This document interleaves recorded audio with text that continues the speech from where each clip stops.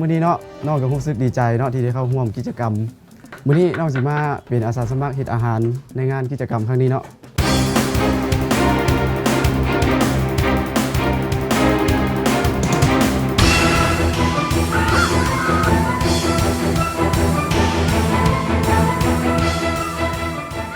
มื้อนี้มันมีความพิเศษหลายเพราะว่ามันได้ประสบการณ์หลายอย่างที่ว่า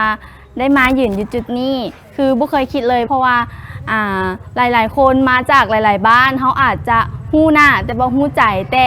เวลาที่เขาได้ไปโอ้ลมน้ำเขาก็รู้สึกว่าเขาบ่ได้เป็นตาย่านคือที่เขาคิดแต่เขามีความจริงใจ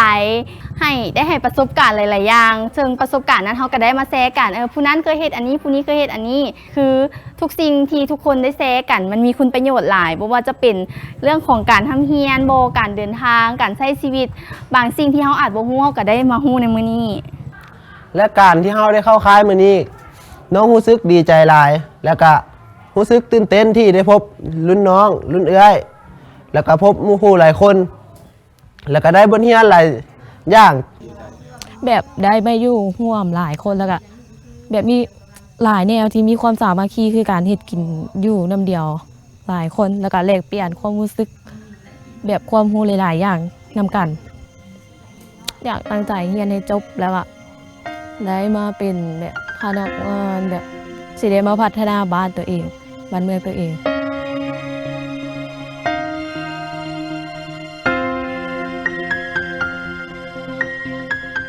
เป็นโอกาสอันนึงถือว่าได้โอกาสอันดีอะไรเนาะที่ลูกหลานของเราได้มีเงินไขได้มีโอกาสที่ทางรัฐขันเมืองก็คือการนำขันเมืองและก็ทางโครงการน้ำเพื่อน2ที่ได้สร้างเงื่อนไขให้ลูกหลานก็คือชาวหนุ่มวัยหนุ่มในเขตยกย้ายจัดสรรของเมืองนากายนี้ได้มีเงื่อนไขไปเขียนต่อหั่นแหละว่าแท้ก็ได้ที่ได้ให้ทุนการศึกษาฉะนั้นในเมื่อรับทุนแล้วก็ข้าพเจ้าแนะนำชาวหนุ่มเมืองก็คือตั้งหน้าให้การนำเมืองกับเฮียงห้องมันยังลูกยังหลานชาวหนุ่มวัยหนุ่ม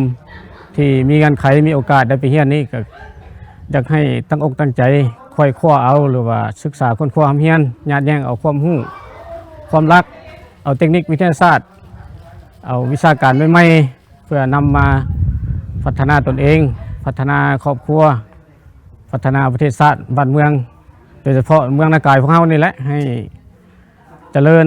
ก้าวหน้าหรือว่ามีความสีวิไลตามเป้าหมายที่ภาครัฐของเราได้กำหนดไว้โอ้ยนากายเป็นเขตบ้านสถานที่งามตาพวกน้องเป็นอาสามาพัฒนาเมืองบ้านจะพากันร่วมสร้างนากายให้เฮืองหุงมุ่งใส่การศึกษาและเสริมสร้างสิ่งแวดล้อมในนั้นจะประกอบด้วยชาวพี่น้องและอาสามาช่วยกันพัฒนาวัฒนธรรมบ้านเฮานี่เพื่อให้บ้านเฮามีสีสันที่สดใสอยากให้บ้านเฮาได้มีชื่อเสียงลือนาม